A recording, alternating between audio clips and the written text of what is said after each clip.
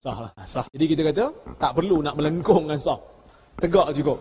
Bahkan saya kata, tuan-tuan, zaman dulu, orang-orang dulu solat di Masjidil Haram. Zaman Umayyah, sebelum zaman Umayyah, mereka solat di depan Masjidil Haram, sah mereka tegak. Bukan melengkungnya sekarang. Bulat kan? Yang melengkung ni zaman bila? Yang melengkung ni zaman Khalid bin Abdullah Al-Qasri, seorang gubernur zaman Umayyah. Dialah yang mula melengkung sebab zaman tu orang dah mula ramai. Jadi dah mula ramai, bila dah ramai, orang dah memenuhi Masjidil Haram, maka masa tu dia kata melengkung lah. Sebab supaya semua dapat menghadap.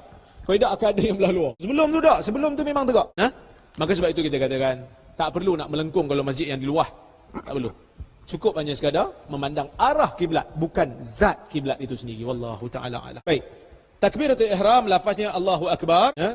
Tapi mazhab Hanafi dia kata ada lafaz-lafaz lain juga lah, yang menunjukkan Allah Maha Besar, dikatakan sah. Tapi pendapat majoriti adalah betul, hanya lafaz Allahu Akbar. Kerana Nabi tak sebut perkataan lain. Dan Nabi sebut dalam hadis clear, sallu kama ra'aitumuni usalli. Tiba-tiba dia angkat Allahu Akram. Kita membelik. Salat boleh ya. Kerana Nabi sebut Allahu Akbar.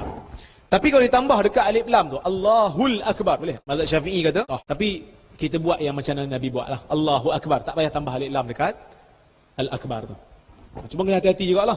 Kadang-kadang kita nak jaga niat punya pasal, kita ubah Allahu Akbar, ditambah alif dekat lam. Allah gendang-gendang. Akbar, tambah alif lam, gendang. Allahu Akbar. Tak ada panjang. Jangan ubah. Kadang-kadang kita nak jaga lintasan, kita ubah makna. Boleh jawab salam dalam salat. Orang bagi salam. Assalamualaikum. Kita tengah salat, boleh jawab? Tengok tu. Jawab salam dalam salat telah mansuh. Asalnya boleh. Kita tengah salat. Assalamualaikum. Waalaikumsalam. Boleh. Pada asal. Awal. Islam boleh. Tapi telah dimansuhkan. Telah dimansuhkan. Dengan apa?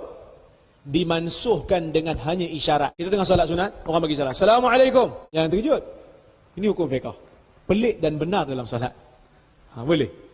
Sekali kalau kita angkat tangan pula orang, salat ke apa ni?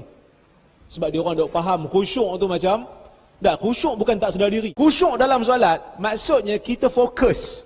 Tapi dalam masa yang sama, kita sedarlah sekeliling kita. Bukankah dalam solat, sahabat pernah tengok janggut Nabi bergerak-gerak membaca? Ada sahabat dia kata, kami melihat Nabi bila solat, janggut Nabi bergerak membaca ayat. Adakah sahabat tak khusyuk? Khusyuk lah. Nabi tengah solat, orang bagi salam, buka pintu. Orang kita faham, khusyuk ni tak bergerak. Handphone bunyi, ringtone pula. Bapak buka pak telefon. Satu masjid duk tahan gelak. Biar je. Padamlah. Khusyuk bukan tak sedar diri. Jadi kita kena ubah. Baik. Cuma ada khilaf. Saya tak nafi jawab dengan isyarat ni ada khilaf. Majoriti ulama benarkan kerana ada hadis Nabi menjawab dengan isyarat. Cuma Abu Hanifah tak benarkan kerana riwayat Jabir tidak benarkan. Tapi kita kata hadis benar kan. Nabi pernah jawab salam dengan isyarat. Maka kita boleh jawab dengan isyarat. Okey. Angkat tangan waktu takbiratul ihram sunnah di sisi majoriti ulama. Al-Auza'i, Humaidi, Ibn Khuzaimah kata wajib. Masa kita angkat takbir tu, Allahu Akbar, angkat tangan. Takbir tu bukan angkat tangan tau. Takbir itu sebutan.